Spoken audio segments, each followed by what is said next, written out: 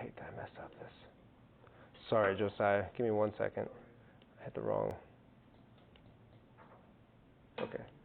Then let me view the stream. There we go. All right. Okay. Great. All right. So the music helps give him joy or produce joy for him after a long day of work. Okay? Yeah, I think so. That's that last few lines, right? A boy's hunched body loved out of a stalk, right? That tiredness that he's talking about. The first song of his happiness in the song woke his heart to the darkness and into the sadness of joy. Yeah.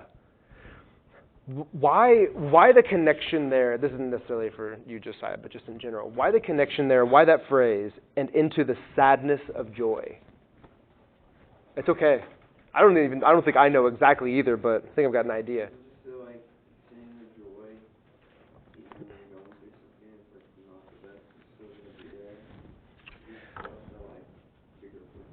Yeah, maybe. Well, I think that's a part of it for sure. But what does he have to be sad about in this poem? Maybe he knows that the next day he'll have to go back to the mundane, hard work, but this is a temporary break for him. Yeah, I think that's definitely a possibility of it. I always think about it that the sadness of joy is that joy comes to an end at some point. So for him in this, it's that the day is over. Because I don't know if from the poem, I don't know if it's like the mundane, that like the sadness of joy is that I'll have to go back to the mundane, or it's that just becomes a part of the day, but that talking about his friends playing the cornstalk violins, and like I think of like a summer day, like as a middle schooler, where you just like go outside and you play all day and you're with friends, and then like you get really sad that it comes to an end. Tomorrow, knowing that tomorrow might hold some of the same, but also like it might not.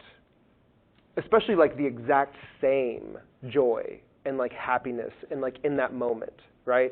Because we all have those days where it feels like time stops, everything stops, and like we're living in the moment, like in that moment, right? I can distinctly remember times of like playing backyard football where I never wanted to end because it was so much fun. We all have those days. And so like the sadness of joy is that it does come to an end, inevitably. Yeah, that's good. Amelia, what were you going to say? You had your hand up, right? Okay, cool. If I did, I completely forgot. That's okay. Yeah, so what is joy in this poem? I think all of those are great answers. That it's finding peace from the music the music of creation. Cornstalk violins, the frogs croaking at the end of the day. Joy is acknowledging its finitude, that it will come to an end at some point. Yeah, that's good. So, at the heart of it, that's really what I want to do. Tomorrow I want to talk about page 4, the precision of pain and the blurriness of joy, because that's one of my favorites out of the whole book. But we can talk about that then. But that's really like at the heart of what I want you guys to do with the poems. Just ask questions, engage with it. Specifically respond to the 2 questions in the assignment description, but that's it. Good. Okay, so let's get on orthodoxy, and let's start talking about the maniac. So, someone help me to remember what the double spiritual need is. Yes. What are the words that Chesterton used? You're right, but what are the words that Chesterton used? Yes, the strange and secure. Like the yachtsman who leaves for new land on adventure, and then finds new land, but then realizes that it is actually home. The strange and the secure. Yes, the mysterious and the logical, faith and reason in that sense, 100%. So that is where we have to start. that's where we kind of bounce off of that into chapter 2. So here's what I want to do. In your commonplace book, we're going to try to, at the outset, define the maniac. And I think that's going to take us through the next 2 or 3 days, is like working through some of that. So I want you guys to take 2 or 3 minutes, look through the chapter and give me 1 to 2 places in Orthodoxy where Chesterton defines the maniac, like gives us a sentence, right, or like a little statement of not who the maniac is, but what the maniac is. Okay?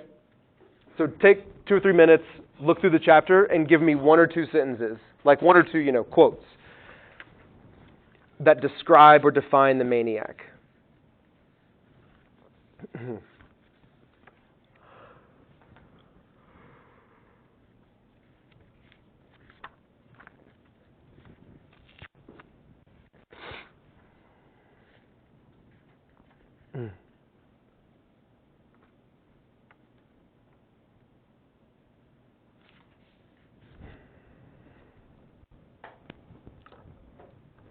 What do you mean by the maniac again? Chapter 2. Yeah, just chapter 2 of the book. So like the individual that, it's not even really an individual, it's just a perspective that certain individuals hold. What is that perspective? I would like. That's okay.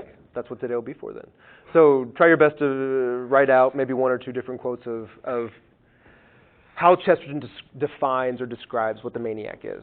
Yeah. That's okay.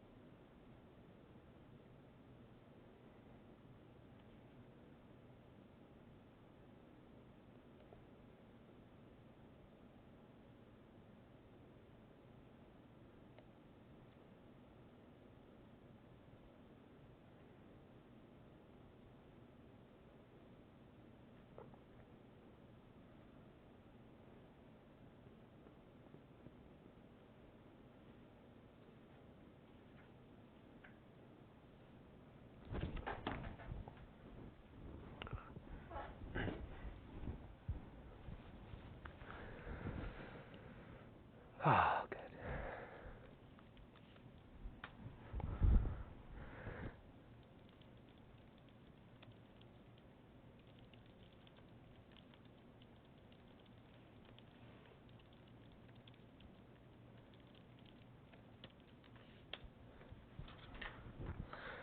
Bring that a little closer there.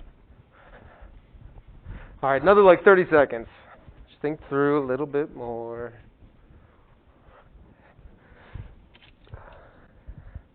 Sorry, John.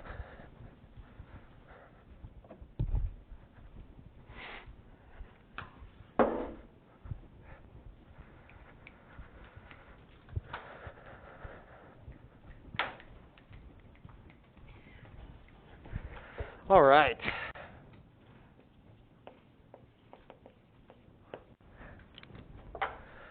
So, what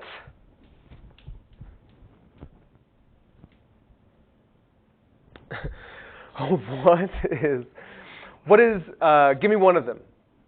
Yeah. The madman is not the man who has lost his reason. The madman is the man who has lost everything but his reason. Okay, so let's do first one. What page is that on? I can tell you again, but I'm so sorry. No, he just said good stuff. Amazing. 24. 24. So let's do page 24. So lost all but his reason. Okay. Okay, let's hold off on that for just a second. That's a good one.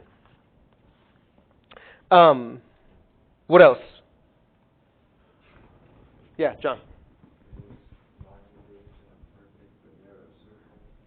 Okay, what page is that on? Page 24. Say that one more time. Mind moves in a perfect but narrow circle. Okay. Perfect but narrow circle. Good. Okay. What else? Sorry. Aiden, what'd you come up with? I was looking through and I accidentally started reading the first 3 pages and then was trying to still find anything. So I didn't find anything resolute. That's okay. I mean, there's stuff in, it's like more like at the 4th page. So at 21 on, pretty much, he starts to get into it. Yeah. Okay. What'd you have? I said it was on page 32, mysticism keeps men sane. All right, so the maniac is, let's just put it this way, not a mystic. Right? So if mysticism is something that keeps men sane, which I think that next Monday, if I'm right, I don't know the schedule. Next week, we'll talk about that, and we'll come to a resolution of what actually cures the madman, being mysticism. Yes. So, but I think it is very clear to say that the maniac is not a mystic, which really all that means, right, is that the maniac is not someone that believes in the mysterious or the spiritual or the supernatural or anything like that. Okay? What else? Yeah.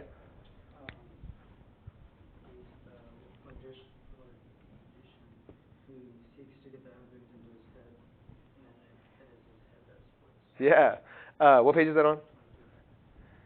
Yeah, that's a good one.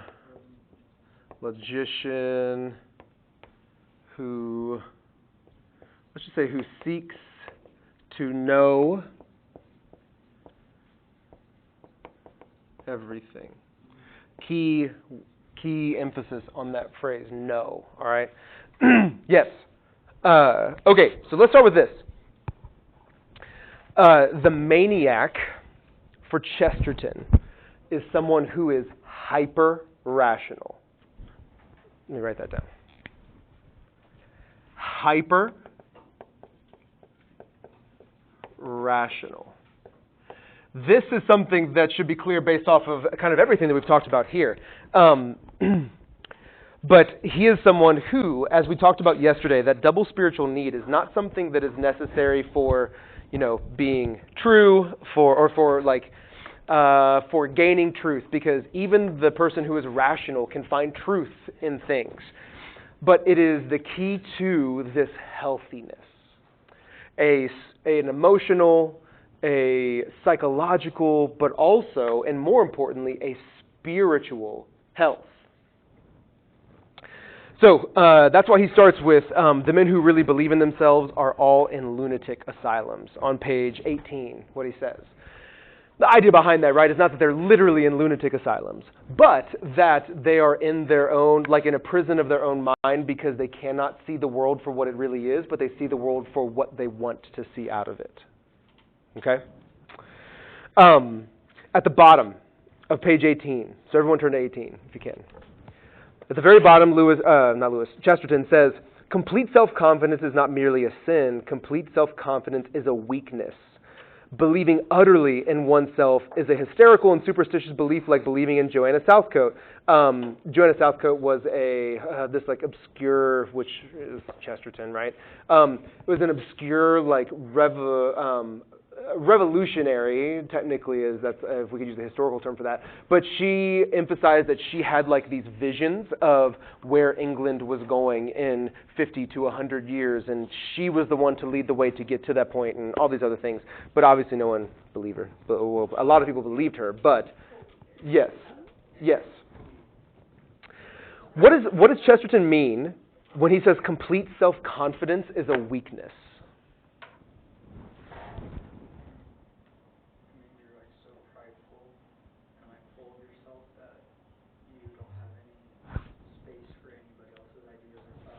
Yeah.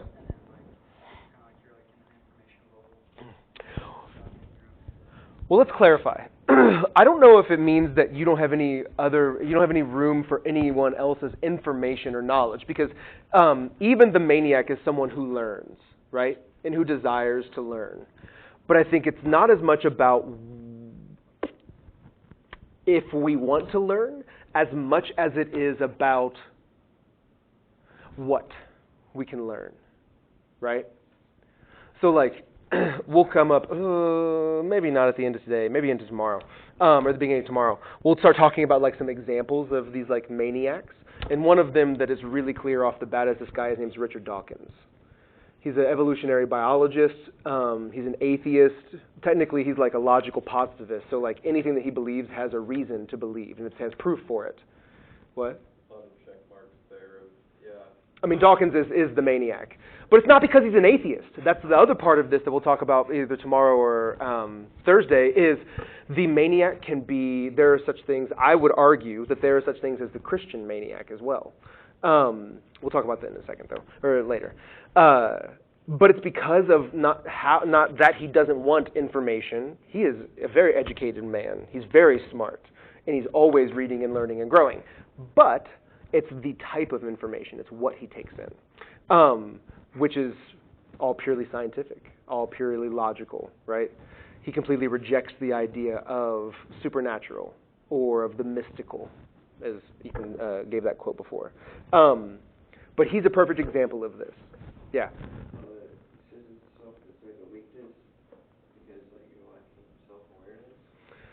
He says the weakness because you're lacking self-awareness. Yes, if you mean by what we talk about in worldview as self-awareness, right? That we don't acknowledge the reality of our condition, our experience, right? Which is that we can know some stuff, but we don't know everything. Yeah, but they're not accepting of the fact that they don't know it. Yes. Or that they can't, they're not accepting of the fact, a maniac is not accepting of the reality that he cannot come to know everything that is a part of that reality. Like concretely, right? We can come to know it. Like, I know God, but I cannot concretely come to know that God is real and is provable. Does that make sense? I'm not saying that like you can disprove the existence of God. But what I'm trying to say is that you cannot 100% with concrete evidence prove the existence of God. That's why he's a mystery, right? But like we believe it to be true. It's that other part of, well, but we believe it to be true, that Dawkins would be like, ugh, that's all emotional bullcrap. Where we actually hold that to be like a very logical thing, which is what we'll talk about later. So he's like one of those old people that's like, no, there's no love, there's no happiness, it's all chemicals. Dude, yes. Like that's, yes. We're going to read an article about Dawkins tomorrow that is actually pretty atrocious. Like the article is brutal, not in his like logic, but in the implications. Like not the implications, because it's a literal conclusion. Like in the manifestation of his worldview. 100%. It's always difficult for me to read. Has to have a logical explanation. Yep. Yeah. So like the idea, right, is that love, like what does love do? Like how does love work? I don't just look at my wife and say, oh man, I love her. Well, no. Like I don't just love her because I love her, right? Because I've seen her and I think she's attractive. I love her because of some chemical reactions. I love her because of, you know, he's had like 3. Well, no, but like in reality, like that makes it really difficult. That makes it really difficult to be loved. Well, it's just a chemical, so... Well, no, it becomes a highly logical, highly scientific response. Like I actually don't know if he has kids or not. I don't think that he does, but I'm not sure. But I can't imagine like having a child and it being, trying to understand that type of love. You know, love's not a thing. Like it's brutal honesty, right? Chemical reaction, so I guess. I get dopamine when I see you. I'm like, we're cool. Seriously, like on days that I am happy and on days that I have these other happy experiences and my dopamine levels increase because I'm having a good day. Yes, I do. Other days you annoy me. Like that's pretty depressing to think about. But that's where this goes. That's not necessarily the maniac like as Chesterton defines him or her, but it's a maniac as like 2 or 3 steps down the road. Like that's what the logical conclusion of this perspective or this like mindset of the world actually offers. So yes, but how is that a weakness? particularly? How is that like complete self-confidence that I can come to know everything that I need to know because because it's me or whatever, because I can do that? How is that a weakness? People don't like that kind of pride Mm. because it's like it's not every you think you know everything what you do in here. Yeah. Or you think, oh, you're so great. Yeah. People don't like it. Arrogant. So, but then I would ask the same question: is how is that arrogant a weakness? Like thinking more about the individual as opposed to how. I know. I'm sorry. But what you're getting at is that not how is it a weakness, but how is it like a turnoff to people? They don't like that arrogance, right? But the weakness is more like, how does that show, how does his perspective show that let me say this one more time. I'm trying to figure out the best wording for it. How does the maniac's view of the world actually produce a weakness for him, or how does it function as a weakness for him for his like engagement with the world? Or her engagement. I'd say like one thing is that like if you were so like if you rely solely on needing to know everything, how everything works, if you encounter something that you can't explain, you're gonna have a breakdown. So there's like one that's kind of like a small little like weakness. How do you go from that to a breakdown? Like unpack that a little bit for me. I agree with you, but I want you to work through that a little. Like people like that, like they will know how every single reaction, like how all those chemicals in your brain react, make you have a reaction to something, or you want everything to have a scientific explanation. And even I can't think of like specific examples, but like they want to know how everything works. They want to have a definitive answer, and then like they find something they don't know that doesn't have an explanation. Yeah. And then they're gonna freak out if they can't find it because they've relied so heavily on always having an explanation. Yeah. Something I want to talk about probably in the next 10 or 15 minutes is an example of that, which I think will be really clear, but we'll talk about that in a second. But I agree with you completely. I think that there's a reason that Chesterton talks about the insane asylum or the lunatic asylum as being their end result. And partly that's being hyperbolic, but also partly it's not. That's good. Yeah. I think overall it limits your growth as a person, as like an emotional person. You can learn as much as you want, but in that logical sense, especially, you're restricting your growth as a empathetic person, as a I don't know, all the emotional parts, all the social aspects of learning is all just gone. Yeah. Yeah, absolutely. Because to talk about something like thinking about growth, right? So to talk about something like, just at the top of my head, this like a false sense of entitlement, right? That is something that is somewhat emotional, like perceived, but not necessarily something that you can like prove to be true. Because of that, I'm unable to grow because I can't acknowledge that within myself, because how do I prove that is true? How do I understand that there's something wrong with me if I've done all of the mental work to actually come to the point that I am now, which is who I am, right? There have been a couple students in the past who have gone through Covenant who have had this like approach to classes.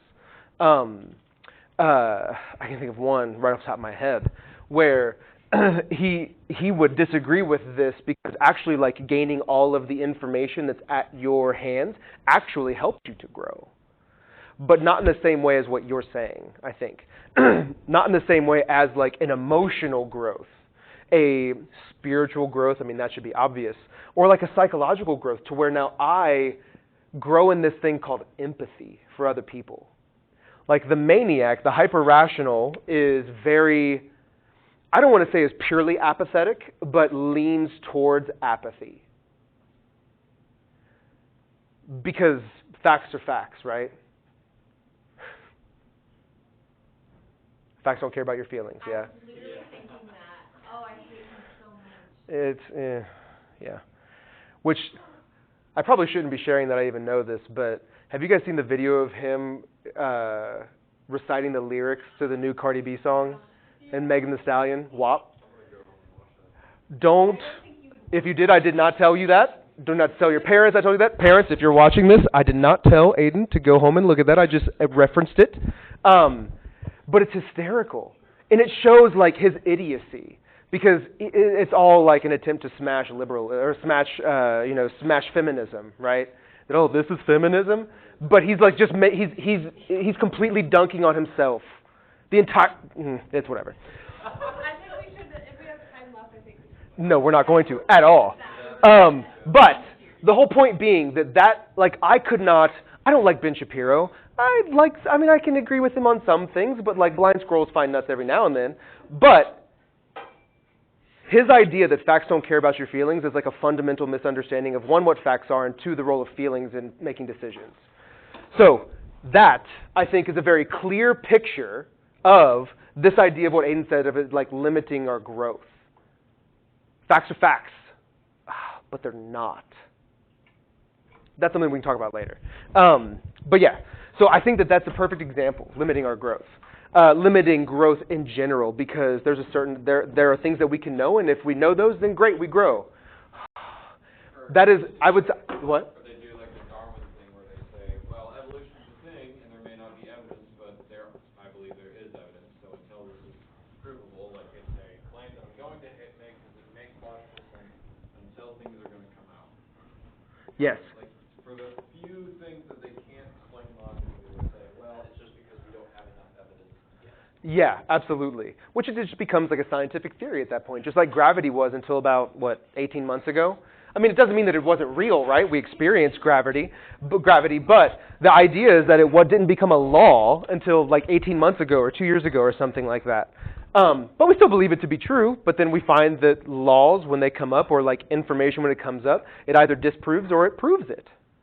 So yeah, evolution, I think that Darwin fits into that. Here's the way that I would put this idea of limiting our growth, not in opposition to Aiden, what you were saying, but like kind of add to it, is that it reduces the world. Hyper-rationality makes the world very, very, very small.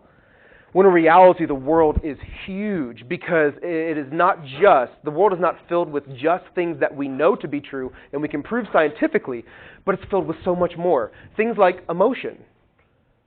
You can't prove how you react emotionally to things. You can break it down to a science, but that loses it. Like, you lose what that actually means. Let me give you an example of this. Here, we'll do it right here. David Hume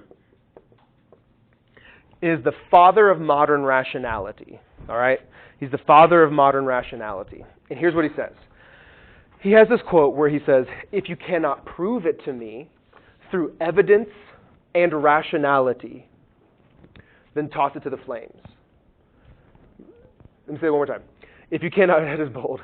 If you cannot prove it to me through evidence or rationality, then toss it to the flames. This is the father of modern rationality, right? So it's like the father of like the modern maniac. If you cannot prove it to me through evidence and rationality, then toss it to the flames. Where does that get complicated? Aiden mentioned it before, but I think that it's much more significant now to like have this quote and then to see how that creates problems. Something they value as important isn't explainable. Yes. And they're like, oh shoot. When that's a great way of putting that. When something that any rationalist or David Hume, right, finds as valuable or sees as valuable or feels that it's valuable, but it's unexplainable. Yes. Then they have to toss it to the flames. Or they have to accept the fact that not everything that we believe to be true is rational. Like logical in the sense that it has concrete evidence for it. So you either have to reject your whole worldview or you reject your experience. That is a tough place to be in. So, what does that mean that we have to reject? If you cannot prove it to me through evidence or rationality, then toss it to the flames. What in your human experience, right, in your daily experiences, what is it that you experience that you cannot prove through evidence or rationality?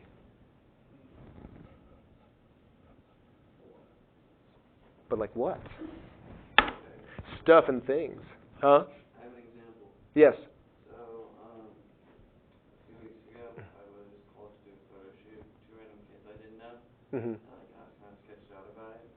So in the back of my mind was telling me, like, go. It's going to be important. So I was like, okay. And I, like, changed my plans around, and I went.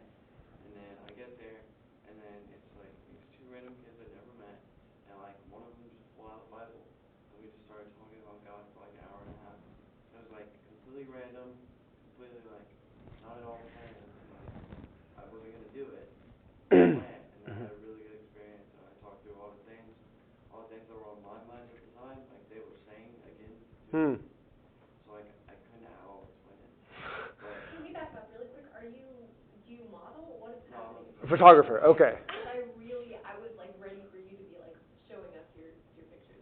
I I guess you still can. mean, he still can, just the ones that he's taken. No, I was like really thought that you were like just subtly like plugging your modeling business. Okay, got it. Hey, whatever. I couldn't I got really explain excited. like, that connection at all. Yeah. There's no logical explanation for it. But I think God like put me there. Yeah. Yeah. The hyper rationalist would say, well, it's just a coincidence. Yeah, of course. You did what you were supposed to do because it's your job, right? And it just so happened that those stars like aligned, right? There are things that are too strange that happen in like our day-to-day lives for even coincidence to be something that would be a plausible explanation for it. But again, like that's a statement that is totally irrational. Like it's not rooted in a logical reasoning or a logical rationale. So we reject it. Nope, your experience is invalid. But obviously it's not. Like, yeah, that's good. That's a great example of it. Yeah. So they believe in coincidences, even though those are often not, you can't logically explain. Mhm. It's like, you can't actually, even if you don't believe like that was like God or Mhm. whatever, you can, that's a coincidence, but you can't explain what coincidence is. There's not like any logical reasoning if they still believe that. Yeah. Fair though, But I'm so I personally really hate coincidences. What a it coincidence. freaks me out I do really too. bad. But I've realized over time, like especially as really having this conversation, I like to explain away things because it makes me really uncomfortable, and it's not even like an anti-religious view. It's just like What is that it? just freaks me out So it makes you. Why does it make you uncomfortable? because When you experience something and you just try to explain it away quickly. so I'm an Arminian, so I like believe in a lot of free will, and sometimes when I have those things, it doesn't even feel like it's challenging me to be like everything is the will of God. Well, I mean, but God does every single thing and nothing is like ever free will. Mhm. But then when I get those like weird coincidences, it freaks me out, and I just don't like the idea that that everything is being manufactured, and it also makes me feel like I'm like, what if there isn't a God and I'm just in a simulation? Which is not a fun thought. So like see these like. What if there is no God and I'm just in a simulation? Sometimes that's just how I feel a lot constantly. It's all right. The point is, but I'll just like get this coincidence, freaks me out. But the way that I like explain it away is I'll be like, oh, well, like if you're thinking, there was this one thing on TikTok that was like, and I was like, okay, well the mind is gonna look for those things Yeah. if you're like hyper fixating on it. Or when I have like deja vu, also hate deja vu. Mm. Drives me insane. Like that scares me to death. I hate it. I don't like that. But whenever I get deja vu, I'm like, oh, it's probably like you've had like a dream of the same thing, or you've had a similar conversation with somebody else, and you're just now like facing it. Yeah. Yeah. So there are like, I understand what you mean, and I agree with your point, but I will say it's like pretty easy to be like, oh, well, I just like fixated on this thing, so of course I'm gonna see it in everything. Yeah. And sometimes I feel like that is like a very valid thing, Mhm. but a lot of times that's just an excuse. Well, and Someone who makes that excuse. well, but I understand where both of you guys are coming from. Like to even say that it's a coincidence is to give an explanation to this that doesn't have like you can't dig deeper into that other than the fact that two people had the same desire at the same time and then happened to cross paths, right? Like in a general way. But even then you can't really explain that. But to also to seek to explain it away for the sake of free will, I don't think that removes like the sovereignty of God because God still acts in our lives. in ways that we don't know, right? Biblically speaking, like, that is true. So it doesn't necessarily say, where everything is manufactured and even coincidences are just God putting people in our life because he knows what we need and he's taking control and I have no control, right? I think it's just being able to let go of, like, the idea of free will being in contradistinction to the sovereignty of God, which is just where I'm at now. Like, I would consider myself more Armenian, but also, like, the sovereignty of God is something you have to believe in. And so how does that interact? Well, God is a personal God who interacts in our daily lives. Sometimes in ways that are really clear and really, like, clear in the sense that you're like, oh, what was that? But also in ways that we don't necessarily perceive immediately. But that's really important, though, that idea of a coincidence and wanting to explain it away.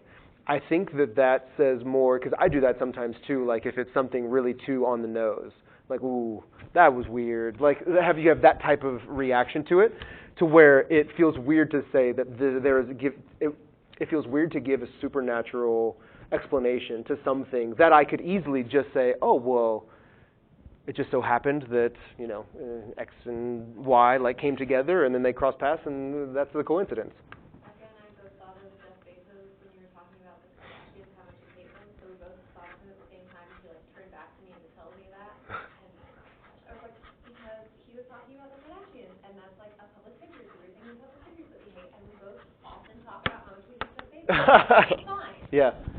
So here's my question, though, and I think it gets to the heart of this. The heart of, I don't want to say what is problematic with that perspective of wanting to explain, but what, I guess just the implication of it, right, is what does that do when we seek to explain away all of these coincidences? What does that do to how we perceive, like, the world?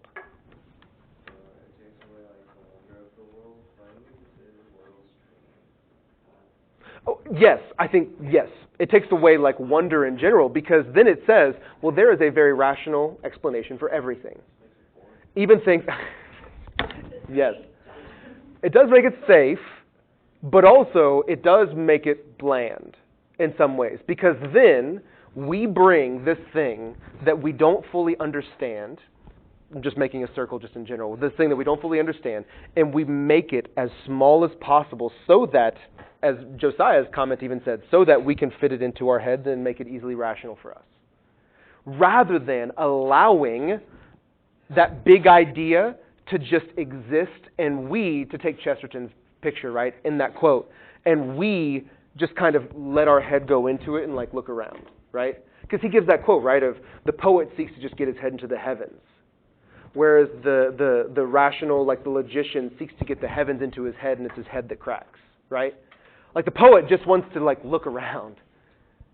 Whereas the rational, the hyper-rational, the logician, the morbid logician wants to understand everything. It makes the world really, really small.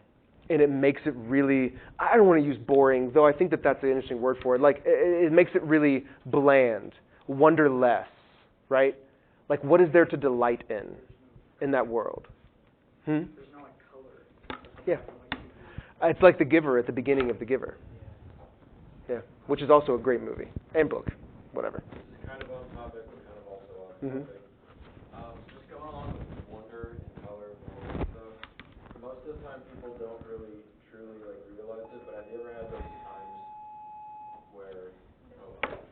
had those times where you look at someone and realize, oh my gosh, every single person has a reason for being in their car. They have a family. They have, like, I've had 3 moments like that. Because I looked in the sky once and I saw the curve of, like, the entire, like, I saw the curve of the sky somehow. And I got so excited. I was like, it's awesome. Yeah. My family was looking at me like I was crazy. Yeah, so. that's okay. So, yes, and it's those moments where, in Chesterton's language, in which he'll give us in chapter 4, reality kind of opens itself up to us, and, like, we have this perception, we perceive it, and now, like, you can't go back from that. A couple of years ago, I did an assembly where I talked about truth, and Like, I gave this language of, like, we're now, like, drunk with reality, and there's no turning back. Like, we have, the proverbial, like, what's the Wizard of Oz? The end, the guy, the wizard. Like, the curtain has been opened, and we see that it's just like a weak old man speaking into a microphone. And we can't go back to seeing the world the way that it was before. That's something that is fundamentally different, but also sometimes we seek to explain it. Well, oh, the world is round, so that's why you see that curve. Rather than being captivated by that in a really significant way. The maniac will have well, it's curved. The world is round, so of course you're going to see a curve. But the sane person will be the person who just basks in that. Tomorrow I want to come back, and we're going to talk about conspiracy theories. That also makes me think of like that other series where you like realize that